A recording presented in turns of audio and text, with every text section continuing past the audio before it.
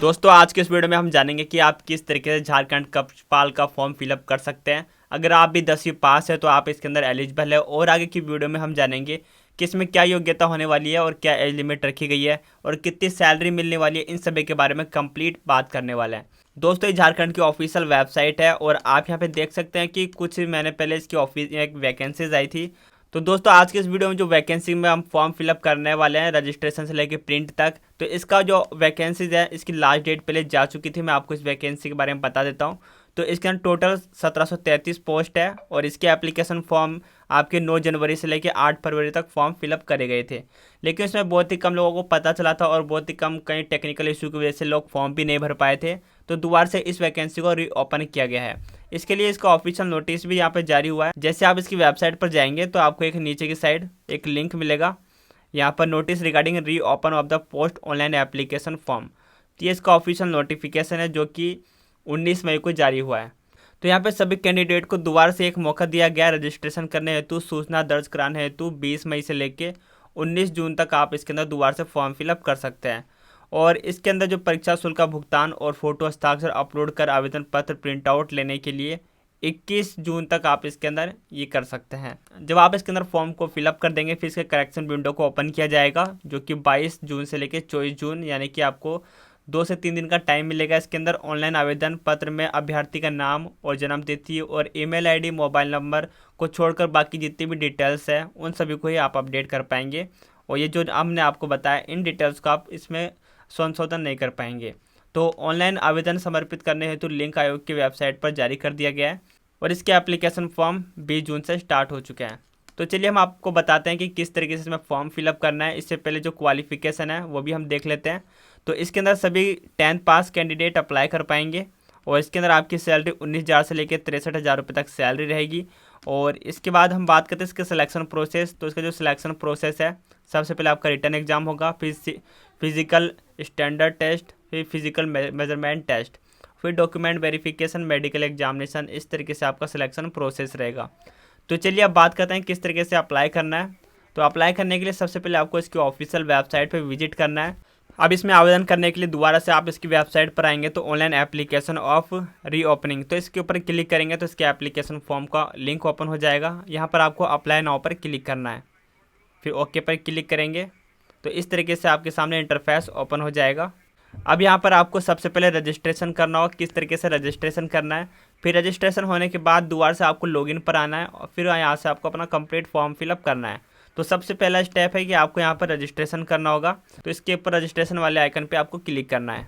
अब दोस्तों यहाँ पर सबसे पहले आपको रजिस्ट्रेशन करना है, इसके बाद एप्लीकेशन फॉर्म, फिर पेमेंट करना होगा। इसके बाद फोटो एंड सिग्नेचर अपलोड करने के बाद आपका फॉर्म कंप्लीट किया जाएगा। तो सबसे पहले हम यहाँ पे रजिस्ट्रेशन में जो डिटेल्स डालनी है वो देख लेते हैं। तो यू आर इंडियन सिटीजन, तो यहाँ पे सबसे पूछा गया है कि आप क्या भारतीय नागरिक हैं। तो आपको यस पे क्लिक करना है। अगर आप यहाँ पे नो पर क्लिक करेंगे तो आप यहाँ पर नॉट एलिजिबल हो जाएंगे, इसलिए आपको यहाँ पर यस पे क्लिक करना है। और इसके बाद नेम ऑफ कैंडिडेट, यहाँ पे कैंडिडेट का आपको पूरा नाम लिखना है। तो यहाँ पर जल्दी से हम नाम भी लिख देते हैं। और जो आपका नाम है ये आपके 10th के मार्कशीट के अकॉर्डिंग ही लिखना है। फिर इसके बाद डेट ऑफ बर्थ, ये यहाँ पे आप जैसे क्लिक करेंगे तो एक कैलेंडर ओपन होगा। यहाँ पर आपको 2026 पे क्लिक करेंगे तो यहाँ पर ईयर यहाँ पे खुल के आएगा। यहाँ से अपने ईयर को सेलेक्ट करना है और फिर यहाँ पे अपने मंथ को, फिर अपने डेट को सेलेक्ट कर लेना है। इस तरीके से आप अपना डेट ऑफ बर्थ सेलेक्ट करने के बाद आपको ईमेल आईडी जो कि आपका करंट में एक्टिव ईमेल आईडी है वही आपको यहाँ फिल करना है, क्योंकि इस पर आपको सारी जानकारी, आपका एडमिट कार्ड, एग्ज़ाम से रिलेटेड जो भी इन्फॉर्मेशन है आपको ईमेल आईडी पे प्रोवाइड किया जाता है। तो आपको वही ईमेल आईडी देनी है जो आपकी करंट में चालू है। तो यहाँ पे ईमेल आईडी देने के बाद आपको यहाँ पर एक OTP भेजा जाएगा ईमेल आईडी पे, उसे आप फिल कर देना है। और OTP के अंदर आपको 5 मिनट का टाइम दिया जाएगा। तो यहाँ पर OTP एक्सपायर होने से पहले आपको डाल के वैलिडेट कर देना है। इसी तरीके से सेम आपको यहाँ मोबाइल नंबर और फिर यहाँ पर OTP जनरेट होगा, आपको OTP डालना है और फिर यहाँ पर आपको सबमिट पर क्लिक कर देना है। और अगर OTP आपको इनबॉक्स के अंदर नहीं मिलता है तो यहाँ पर जो ईमेल है, ईमेल के अंदर आपको एक स्पैम का फोल्डर मिलता है या फिर जंक फोल्डर होता है, तो उसमें भी आपको चेक कर लेना है। हो सकता है कि OTP आपको वहाँ मिल जाए। इसके बाद आपको कैप्चा फिल कर देना है और यहाँ पर सबमिट रजिस्ट्रेशन फॉर्म पे क्लिक करेंगे। अब यहाँ पर आपको congratulation your registration is successfully इस तरह का ऑप्शन आपको मिल जाएगा। और आपको इसका यहाँ पर लॉगिन आईडी और पासवर्ड ही आपको टेक्स्ट मैसेज में भेज दिया जाएगा। जब OTP आता है तो उसी के अंदर आपको साथ में भेज दिया जाएगा। और यहाँ पे से भी आप स्क्रीनशॉट लेके रख सकते हैं। अब इसके बाद आप चाहे तो इन्हें कॉपी कर सकते हैं, आपको भी लॉगिन करना होगा बाद में, और फिर यहाँ पे आपको प्रोसीड पे क्लिक करना है। तो आप देख सकते हैं कि हमारा एक ऑप्शन कंप्लीट हो चुका है। अब आपको यहाँ पर एप्लीकेशन फॉर्म फिलअप करना है।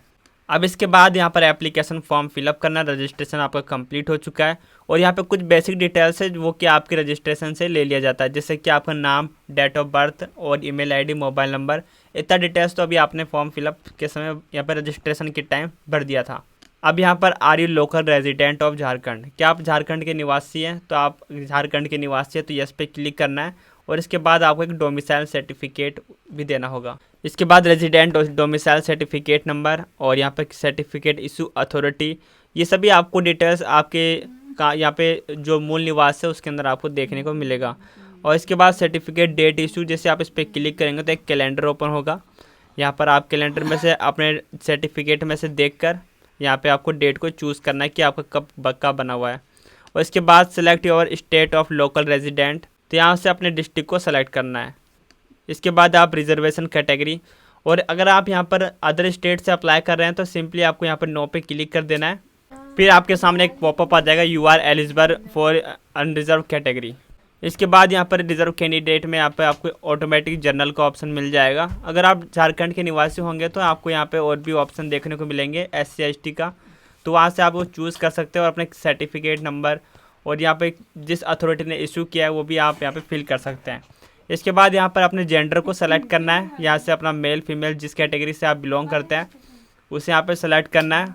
और फिर पेपर सेकंड लैंग्वेज, आपका जो लैंग्वेज है आप अपने अकॉर्डिंग रख सकते हैं कि यहाँ पर हिंदी, इंग्लिश, बंगाल और यहाँ पर खोरथा, तो यहाँ हम हिंदी को सेलेक्ट कर लेते हैं। इसके बाद 7 नेक्स्ट पे क्लिक करना है। अब इसके बाद यहाँ पर आपको अपना फादर नेम यानी कि गार्जियन नेम, इसके अंदर मिसेज लगा हुआ है, और फिर यहाँ पे आपको अपना यहाँ पे गार्जियन नेम लिख देना है, यहाँ पे अपना फादर का पूरा नाम। और फिर इसके बाद जो आपका फादर नाम है वो मैट्रिकुलेशन सर्टिफिकेट यानी कि आपके 10th या फिर 12th के मार्कशीट के अकॉर्डिंग होना चाहिए। इसके बाद अपने मदर का नाम, यहाँ पे मदर का भी पूरा नाम आपको लिख देना है। और इसके बाद यहाँ पर अपना मैरिटल स्टेटस बताना है कि आपकी शादी हुई है या नहीं। अगर आपकी शादी हो गई है तो आपको मैरिड पे क्लिक करना है, अगर आपकी शादी नहीं हुई है तो आप अनमैरिड पे क्लिक करके आगे बढ़ना है। इसके बाद यहाँ पे आपसे अपना आधार नंबर पूछा गया है, यहाँ से आपको अपने पूरे 12 डिजिट का आधार नंबर फिल करना है। इसके बाद आइडेंटिटी मार्क, कि आपके बॉडी पर कोई मार्क है जिससे कि आपको पहचाना जा सके। अगर आपके बॉडी पे कोई मार्क नहीं है तो आप सिंपली नो मार्क भी लिख सकते हैं। और इसके बाद दोबारा से सेकंड मार्क भी पूछा, अगर आप इसे बताना चाहें तो बता सकते हैं या फिर इसे ब्लैंक भी छोड़ सकते हैं। इसके बाद आपको 7 नेक्स्ट पे क्लिक करके आगे बढ़ना है। अब इसके बाद आपको यहाँ पर कॉन्टैक्ट डिटेल्स शो होगा। यहाँ पे कॉन्टैक्ट डिटेल्स में आपका मोबाइल नंबर, जीमेल आईडी, और फिर इसके बाद यहाँ पे परमानेंट एड्रेस के अंदर आपका यहाँ पर आपको कंप्लीट एड्रेस लिख देना है। इसके बाद अपने सिटी का नाम, और फिर यहाँ पे अपने स्टेट को सिलेक्ट करना, आप जिस स्टेट से अपना फॉर्म फिलअप कर रहे हैं तो यहाँ पे जिस भी स्टेट्स हैं अपने स्टेट को सिलेक्ट करना है। इसके बाद डिस्ट्रिक्ट, यहाँ पे डिस्ट्रिक्ट आपको ऑप्शन मिलेगा, तो यहाँ पे इस ऑप्शन में आप जिस डिस्ट्रिक्ट से हैं यहाँ पे अपने डिस्ट्रिक्ट को सिलेक्ट करने के बाद यहाँ पे अपने एरिया का पिन कोड फिल कर देना है। तो इस तरीके से आपको ये डिटेल्स फिल करनी है। और अगर आपका यहाँ पर परमानेंट एड्रेस और करस्पॉन्डिंग एड्रेस सेम है तो आपको एक चेक बॉक्स पे क्लिक करना है, तो आपको दोबारा ये डिटेल्स फिल करनी नहीं पड़ेगी। इसके बाद आपको 7 नेक्स्ट पे क्लिक करके आगे बढ़ना है। अब इसके बाद यहाँ पर एजुकेशन क्वालिफिकेशन वाला यहाँ पर बॉक्स ओपन हो चुका है। इसके अंदर अपनी 10th की मार्कशीट की कंप्लीट डिटेल्स आपको फिल करनी है। तो सबसे पहले यहाँ पर आपको पासिंग ईयर पूछा गया है, तो ईयर पे क्लिक करेंगे तो यहाँ पर कंप्लीट ईयर आपके सामने, जिस ईयर में आपने अपना 10th पास किया है तो उसे सेलेक्ट करना है। फिर यहाँ से अपने बोर्ड को सिलेक्ट करना, अगर आप स्टेट बोर्ड से हैं तो अपने यहाँ पे बोर्ड का नाम लिखना है। RBSC लिख देते हैं, हम राजस्थान बोर्ड से हमने अप्लाई किया था। अगर आप झारखंड बोर्ड से हैं तो यहाँ पे झारखंड बोर्ड का यहाँ पे नाम लिख देना है।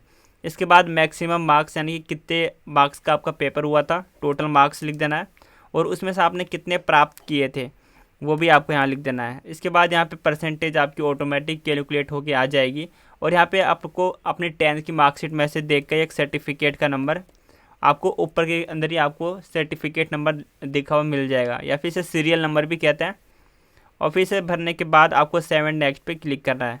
इसके बाद यहाँ पर आपको जो पर्सनल इन्फॉर्मेशन है आपको एक बार दोबारा से प्रीव्यू कर लेना है।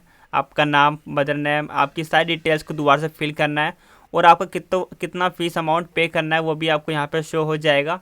और यहाँ पे आपको एड्रेस आपको दोबारा प्रीव्यू करने के बाद अगर आपको लगता है कि आपकी सारी डिटेल्स सही है तो आपको चेक बॉक्स पे क्लिक करके आपको यहाँ पर प्रोसीड टू पेमेंट पे क्लिक करना है। अगर आपको लगता है कि इसमें कोई भी डिटेल्स करेक्ट नहीं है तो यहाँ पर आपको मॉडिफाई पे क्लिक करके या फिर बैक पे क्लिक करके उस इन्फॉर्मेशन को ऐड कर यहाँ पे चेंजेस कर सकते हैं। तो हमारी सारी डिटेल्स सही है, हम यहाँ पे प्रोसीड पे क्लिक कर देते हैं। प्रोसीड पे क्लिक करने के बाद आप इसके गेटवे पेमेंट वाले ऑप्शन पे आ जाएंगे और आपको यहाँ पर आपका अमाउंट दिख रहा होगा कि कितना पेमेंट करना है। अगर आप SC कैटेगरी से हैं तो आपको यहाँ 50 रुपये एप्लीकेशन फ़ीस है। बाकी जो अदर स्टेट या जनरल कैटेगरी से हैं उनके लिए 100 रुपये फ़ीस है। अब आपको यहाँ पे नाउ पर क्लिक करना है। अब यहाँ पे आपको पेमेंट के कई सारे मेथड दिखाई देंगे। यहाँ पर कार्ड, यहाँ पे क्रेडिट कार्ड, डेबिट कार्ड का यूज़ कर सकते हैं, नेट बैंकिंग। सबसे बेस्ट तरीका यहाँ पे आप UPI को चूज़ करें।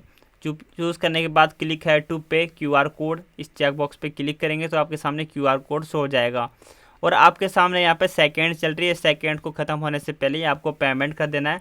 जैसे आप पेमेंट कर देंगे तो आपका ऑटोमेटिक वेरीफाई हो जाएगा। फिर इसके बाद जब आपका पेमेंट कंप्लीट हो जाएगा तो आपको यहाँ per your order ID, your amount और यहाँ पर आपको प्रोसीड वाला ऑप्शन मिल जाएगा। तो आपको यहाँ एक प्रोसीड वाले आइकन पे क्लिक करना है। अब यहाँ पे आपका पेमेंट भी कंप्लीट हो गया है। इसके बाद यहाँ पर आपको फ़ोटो और सिग्नेचर अपलोड करना है। इसके लिए यहाँ पर आपको यहाँ पर कोई ज़्यादा इसमें फॉर्मेट नहीं मांगा गया आपसे। बस आपको इतना ध्यान रखना है कि जो आपको पासपोर्ट साइज़ की इमेज का साइज़ JPG होना चाहिए और ये आपका 100 KB से ज़्यादा नहीं होना चाहिए। मिनिमम कोई इसमें कैटेगरी नहीं है कि आपकी मिनिमम कितनी होनी चाहिए। बस इसमें मैक्सिमम आपको ध्यान रखना है कि 10 KB से 100 KB से ऊपर आपकी इमेज नहीं होनी चाहिए। और सेम यहाँ पर सिग्नेचर का भी यही फॉर्मेट है। यहाँ पर आपका JPG फॉर्मेट होना चाहिए सिग्नेचर और और यहाँ पे 100 KB से अधिक नहीं होनी चाहिए। जैसे आप अपलोड कर देंगे तो आपको यहाँ पे 7 नेक्स्ट पे क्लिक करना है। जैसे आप इस सबमिट पे क्लिक करने के बाद आपका ये फॉर्म सक्सेसफुली सबमिट हो जाएगा और आपके सामने यहाँ पे प्रिंट का ऑप्शन मिल जाएगा। आप अपने फॉर्म पे यहाँ पे प्रिंट वाले आइकन पे क्लिक करके अपने फॉर्म का प्रिंट आउट जरूर सेव करके फ्यूचर रेफरेंस के लिए।